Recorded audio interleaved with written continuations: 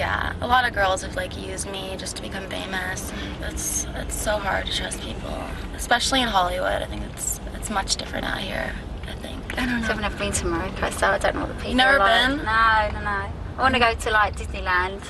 We've got Alton Towers here, so if you get a day off, it's about, from here though, it's about a 3-hour drive, but it's a really, really good, I mean, you'd get swamped, so if you can do a disguise or anything like that, but it's a really, really good day out.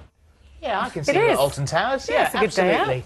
And Paris Hilton joins us now. Welcome, nice to see you. I hope you appreciate all the pink. We don't normally have this. This is especially for you. Oh, it is? I was wondering. I'm like, they always have pink sets. Awesome. Look, we've even got pink scripts today. Pink everything today. We're loving pink car. The whole thing. So, this is something you've done in the States to great success, and you actually did find a best friend in the States, didn't you? I actually found a lot of friends. Yeah. I became friends with all of them. They all come to my house all the time. We talk all the time. So even though only one person won, we're all still really close. And it was Brittany Flickinger that won. Yeah.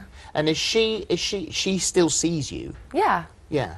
Because I work all the time though, so I travel and I don't always bring my friends with me everywhere. Sure.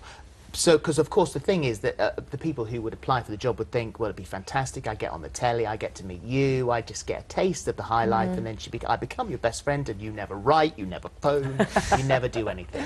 So how serious is it?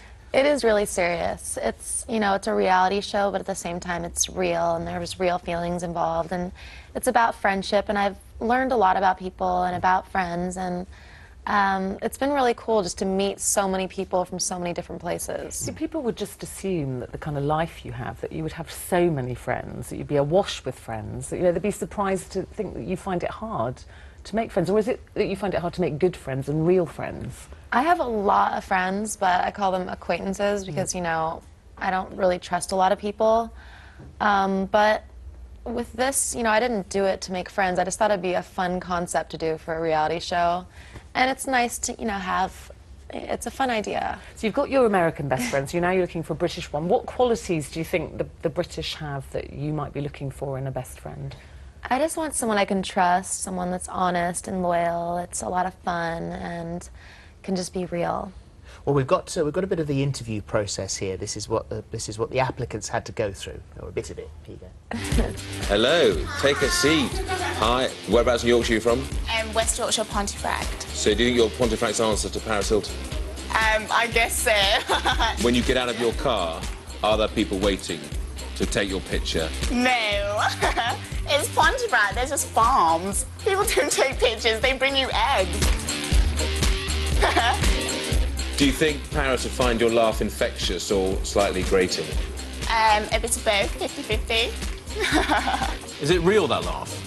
Yeah. Is it just something you just put on? You say you find everything funny. You find everything you say funny. You've laughed after almost everything you've said. I find myself a lot more funny than what I really am, I think. Yikes. So, yes, so there we are. Would she be your new best friend? You have to tune in and watch. But there are 12 hopefuls, aren't there? One of them's a guy. Yes. So did you not do any of the interviews? You're obviously sitting at the back there, so you have a kind of panel that interview them first. Do you then get to ask them questions? Or that was more of like a grilling. Like, that was brutal. And I was like, I could not sit there and like let them see me. Like, 'cause I'm really uncomfortable like when people are rude to other people in front of me. So I had to be there to listen, but I was hiding, so they didn't even know I was there. So they didn't know you were in the back? No, they had no idea. So whoever wins this coveted prize, what's it going to be like being your best friend? What will they get out of it? What will happen to them once you've declared them your British best friend? I think just, I'm a loyal friend. I will be there for them, I'll give them really good advice, and, you know, help them make their dreams come true. Have friends let you down in the past, then? I kind of get that feeling that you're nervous about committing yourself to a friendship. Well, it's really hard, especially in Hollywood, because a lot of people are just after fame, and girls know if you hang out with me, you're going to become famous, and they try all the time. So it's been hard to figure out who really wants to be my friends. I'm thinking about Kimberly Stewart, because I know Kimberly Stewart is a friend of yours. Yeah. Would you pick a friend like that because they would know what you were going through and what to expect? Well, Kim and I have been friends since we're 2 years old, or actually like born. So people that you've known your whole life before, you know, all of this happened, you know that they're your real friends. Yes. And so it's hard to meet new people, I think. Yeah, and that, as Ruth was saying, then for you to trust people, to get to know them, I would have thought would be very, very difficult. It is difficult, but you know, you have to open yourself up and try to look for the positive and find good people, because there are good people out there. And don't you feel constantly disappointed? Not constantly, but sometimes. Yeah. It goes with the kind of your life, I suppose, doesn't it? When it's in the tabloids, you're always going to get people that are going to talk about you. Aren't you? You're quite good friends with Jordan, though, aren't you? She's really nice. Yeah. I met her a couple times. And was that were you working together, or how did you meet Jordan? Well, Katie Price, as she is to us now. She's not Jordan anymore. I think she's very sweet. I met her at the Brits, and then we both are on ITV for our shows, so we saw each other at some event, and like they planned for us to be there together.